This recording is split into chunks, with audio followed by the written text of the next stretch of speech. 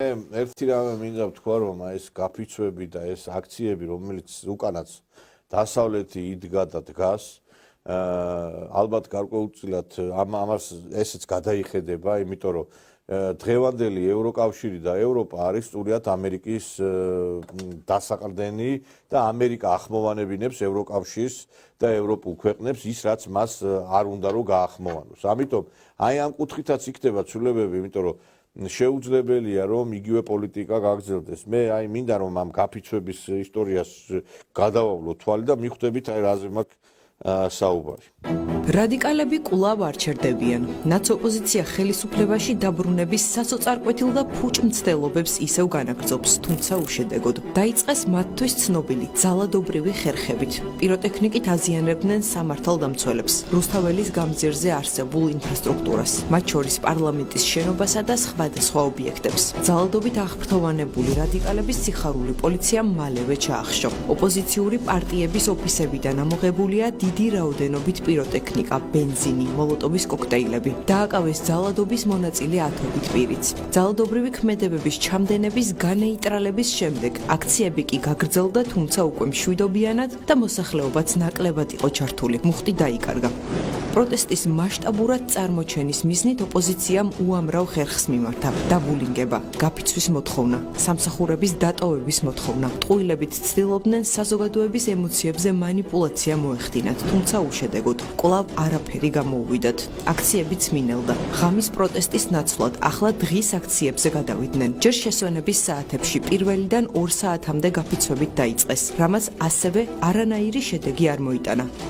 იმისთვის, რომ რადიკალების პროტესტი უფრო ყოვლისმომცველი გამოჩენილიყო. ახალი გეგმა მოიფიქრეს დედაქალაქის ქუჩებში მარშების მოწყობა. მარშებში, რომლებსაც დღეში რამდენჯერმე ვითომ და სხვადასხვა პროფესიის თუ კუთვნილების ადამიანები მართავდნენ, ერთ მიზანს ემსახურებოდა. მოვეტყუებინეთ, თითქოს საზოგადოება სრულად იყო ჩართული ამ პროტესტში. ექიმები, იურისტები, მთავსვლელები, ისტორიკოსები, ფეხბურთის ფანები, დედები, მამები, ფილოსოფოსები, მეზობლები, უბნელები, მუსიკოსები, მსახიობები, IT სპეციალისტები, მარკეტერები თუ PR ტექნოლოგები და უამრავი სხვა დასახელების მარში ჩატარდა თბილისის ქუჩებში. თუმცა აღმოჩნდა, რომ ხალხი, რომელიც სხვადასხვა პროფესიულ თუ შინაარსის მქონე მარში მონაწილეობდა, ერთი და იგივე ადამიანები იყვნენ. ძირითადად პოლიტიკური აქტივისტები. ისინი ნაწილდებოდნენ და იდგებდნენ სხვადასხვა როლს. ამით კიდევ ერთხელ ნათლად გამოჩნდა ოპოზიციისა და მათი მხარდამჭერების სიმცირე და ის, თუ როგორი მუხტი აქვს მიმდინარე ეგრეთ წოდებულ პროტესტს. არც ერთმა ხერხმა რომ არ იმუშავა, ნაცოპოზიციამ ახალი, უფრო კრეატიული გეგმა მოიფიქრა და საყოველთაო გაფიცვა დააანონსა. გამოქვეყნა საყოველთაო გაფიცვაში მონაწილე კომპანიების სია, რომელიც საკმაოდ ვრცელი იყო, თუმცა ამ კომპანიების გაფიცვა არ გაფიცვას და რამდენიმე საათიან დაპაუზებას ქვეყნისთვის თუ ეკონომიკისთვის ვერანაირი გავლენა ვერ ექნებოდა და არც ჰქონია.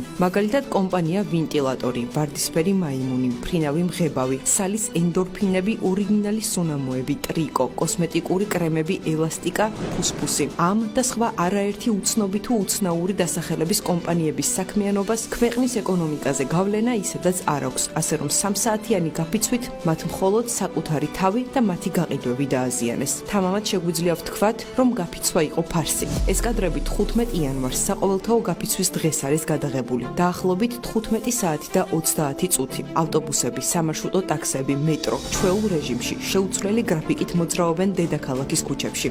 არათუ საყოველთაო გაფიცვა არ შედგა, იმ კომპანიების ნაწილიც კი არ გაიფიცა, რომელთა მფლობელები აქციებს ღიად მხარს უჭერენ. მაგალითად, თემურ ჭყონიას მაკდონალდსი, რომელიც გაფიცვის დღეს 16 საათსა და 45 წუთზე საკმაოდ აქტიურად იღებდა შეკვეთებს და უმასპინძლდებოდა სტუმრებს. ასევე 15-დან 18 საათამდე შეუფერხებლად მუშაობდნენ სხვადასხვა სავაჭრო ობიექტები.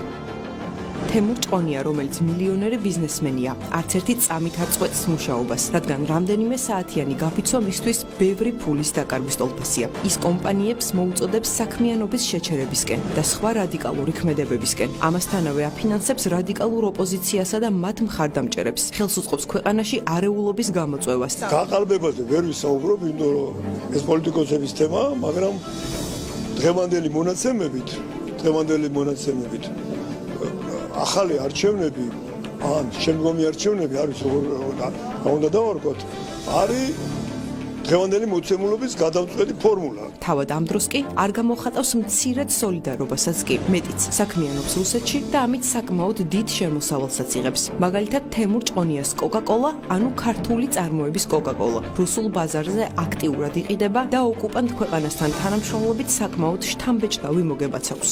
ჩვენზე დგას ეს ქვეყანა. რუსულ ფულზე უარს ვერ ამბობენ იმ კომპანიების დიდი ნაწილიც, რომლებიც ქვეყანაში თავისუფალი ბიზნესის სახელით ოპერირებენ. ასეთები არიან შპს ლორგო, კოპოლივა, PSP ფარმა, რომელიც აღსანიშნავია, რომ საყოველთაო გაფიცვას 5 წუთის მანძილზე შეუერთდა, თუმცა არც ამ პერიოდში შეუჩერებიათ საქმიანობა. გორგია, კორპორაცია ქართული ღვინო, კომპანია ნაბეღლავი და სუპერი და კიდევ სხვა მრავალი კომპანია.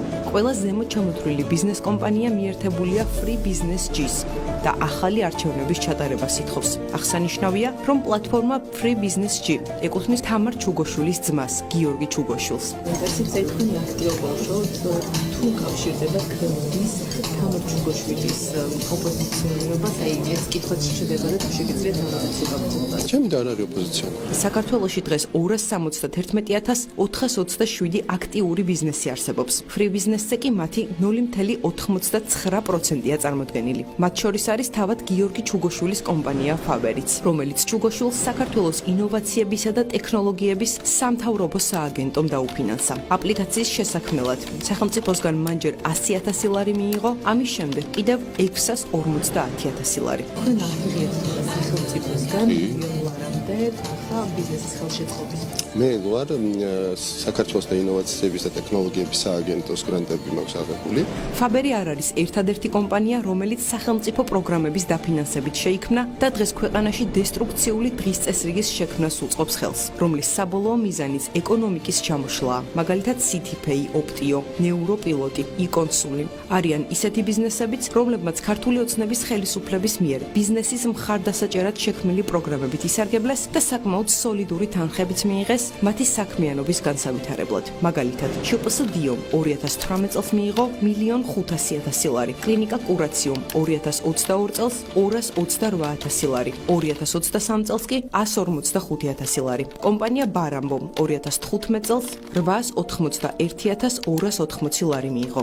კამპამ 3,204,000 ლარი. კომპანია ყავის ლაბორატორია 2021 წელს 500,000 ლარი, 2022 წელს 2,100,000 ლარი, 2023 წელს კი 380,000 ლარი. ამ ვებგვერდზე სამთავრობო პროგრამით მოსარგებლე ასობით კომპანიაა წარმოდგენილი, რომლებსაც ბიზნესის საკეთებლად გზა სწორედ ქართული ოცნების ხელისუფლებამ გაუხსნა. Free Business G პლატფორმაზე დარეგისტრირებულია არაერთი კომპანია, რომლებიც მთავრობას რუსული ინტერესების გატარებაში სდებს ბრალს. თავად კი რუსეთში საქმიანობენ და იქიდან დიდძალ შემოსავალსაც იღებენ. ყოველივე ეს საზოგადოებაში აჩენს ლეგიტიმურ კითხვებს ამ ადამიანების და ბიზნეს სუბიექტების გულწრფელობის შესახებ. მოსახლეობას კითხვებს უჩენს ნაცმოძრაობის ყოფილი მაღალჩინოსნების აქტიური ჩართულობა მიმდინარე პროტესტში. მაგალითად, სააკაშვილის ხელისუფლების პრემიერ-მინისტრის ნიკა გილაურის და ეროვნული ბანკის ყოფილი პრეზიდენტის გიორგი ქადაგიძის გააქტიურებაც, რომელთა ხელისუფლებაში ყოფნის დროს არათუ ბიზნესი იყო თავისუფალი, არამედ ბიზნესის რეკეტის, ქონების წართმევის და ბიზნესმენების რეპრესიების პრაქტიკა ყოველდღიურობად იყო ქცეული.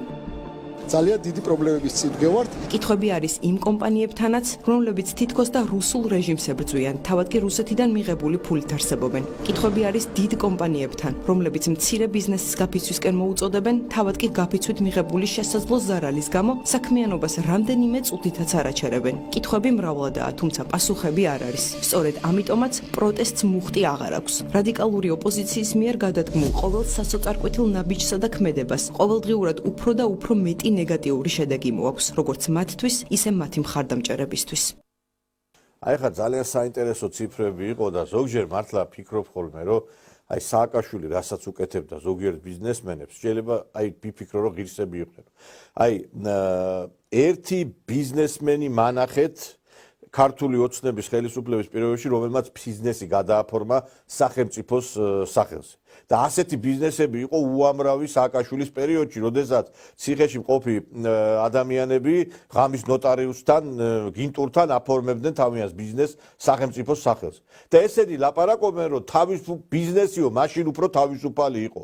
როდესაც ბიზნესებს აწერებდნენ ფულს, როდესაც ართმევდნენ ბიზნესებს, როდესაც არიცხინებდნენ ფულს, დღეს გაიფურჩნენ დღეს არანაირი ზეწოლა, არავინ არ ეუნება წადი შენ ის იყიდე, წადი ეს გააკეთე, წადი ისქენი, რასაც უნდა იმედ და ამ მიუხედავად ამისა ადგენენ და ქვეყნის წრებს დაუჭირეს ხარი. მე მაინტერესებს ევროპული რაღაცა იდეალებისკენ მივდივართო რო იძახით. აი მაგალითად ჭყონია, მაგალითად ეს ბანკების პრეზიდენტები. თუ ევროპისკენ მიდიხარ და მართლა თუ თქვენ ქვეყანაში სიტუაციის გამოსწორება გინდა, თქვენ უწყებებში გამოასწორეთ სიტუაცია მათხოვრული ხელფასები რო გაქვთ ბანკებში და კოკაკოლაში და გინდა სხვაგან. ერთი მაინტერესებს რატო გარბის ადამიანები საქართველოსთან? იმიტომ რომ მილიონებს შეულობ და თქვენ მათხოვრულ ხელფასებს აძლევთ. თქვენ დააქციეთ ეს ქვეყანა, იმიტომ რომ მილიონებს შეულობთ 100%-იანი ის აქვს მოგება წამლებს განსაკუთრებით ამ ფარმაცევტულ კომპანიებზე 500-600 ლარს რო აძლევ ღამე როგორ იძინებ შე უნამუსო შენა 600 ლარს აძლევს ხელფასს იქ თანამშრომელს და თვითონ მილიონებს აკეთებს და ევროპისკენ მიდივარო. ევროპაში აქვთ ეგეთი ხელფასები თანამშრომლებს? ბიზნესმენებზე რო არის საუბარი ამორალურ ხალხზე. ესე იგი ეს ოქრიაშვილი რომელიც ქართულმა ოცნებამ შეიფარა დეპუტატად შეიყვანა, თორე ვერ როგორც საკუთარ ყურებს ისე ვერ ეღირსებოდა პარლამენტის დეპუტატის მანდატს. გამოვიდა, როდესაც აი ბიზნესზე და წარმატებებზე იყო ლაპარაკი და თავის წარსულზე რო ლაპარაკობს, აი არ ცხენია მაინც ამ წარსულის, აი ნახეთ ერთი როგორი შოვა ამ კაცმა ფული. ავეთ მოსკოვში რაღაც $13,000 ქონდა ჩამოვიტანეთ მედიკამენტები, გავყიდეთ $12,000, მახსოვს რომ მაშინ ტელეფონები არ იყო. $3,000 რამდენიმე დღეში დაგროვდა $300,000 და $300,000 კაპიტალი იყო საშუალება რომ საკმაოდ მაღალი ფასნამატი დაგედოთ მედიკამენტები და მიუხედავად ამისა მაინც დიდი ფასნამატი იყო, დიახ. ადებდით ამ ფასნამატს. ვადებდით. რამდენი პროცენტი იყო მაქსიმუმი? ნუ ალბათ სულ თავიდან ალბათ ერთ-ერთშიც ხო 100%. იმის გამო რომ საკმაოდ მაღალი ფასები გაქვთ მედიკამენტებს. ეხლა ამ ამბავს რომ მოისმენენ, აი როგორ ფიქრობთ, რას იფიქრებენ? ნაკლებად მაინტერესებს და არც მინდა რომ ამაზე ვესაუბრო.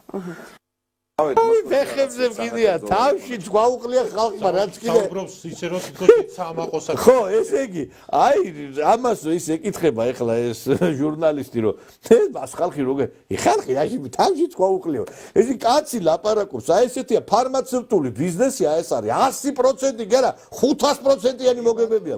და სამსახურში ხალხს, ესე იგი, აძლევენ მათხოვრულ ხელფასებს, ხალხო, აი ესეთი ვინა, ან ბიჭო რო დაჯდებით ახალი წლის სუპრაზე ასადღეთ სუფრაზე კორპორატიულზე როგორ ნამუსი არა გაქვს შენ თქლიფავდე იქ რა ქვია ყველაფერს და შენი თანამშრომელი მშიერი კვდება და მე გამოვლე ეს PSP და მეო იქაო ევროპისკენ მივდივარო და რა ევროპისკენ მიდიხარ მშიერი გიკვდება თანამშრომელი ჟი არა კაცო შენ მშიერი გიკვდება თუ ევროპისკენ მიდიხარ შენ თვითონ შენი მაგალითზე გვანახე ბანკები განახე მილიონიან დაიმასღებულობენ რა ქვია შემოსავალს და მათხოვრული ხელფასები აქვთ იმ ბანკში დათაქმებულ ადამიანებს რა ხელფასები აქვს ხო კარგად ვიცით რა აქციებზე გადიდა აქციებზე იარეთ და იმიტომ გარბის აი ამ ბიზნესმენების ხარჯზე ბიზნესმენების ღორობის გამო გარბის ხალხი იმაში რა ქვია სამსახურიდან და საქართველოსთან გარბის იმიტომ რომ შეუძლებელია ბიზნეს დღეს ეხლა იმუშაო კერძო ბიზნესში და რაღაცა შემოსავალი ქონდეს აი კატასტროფა არის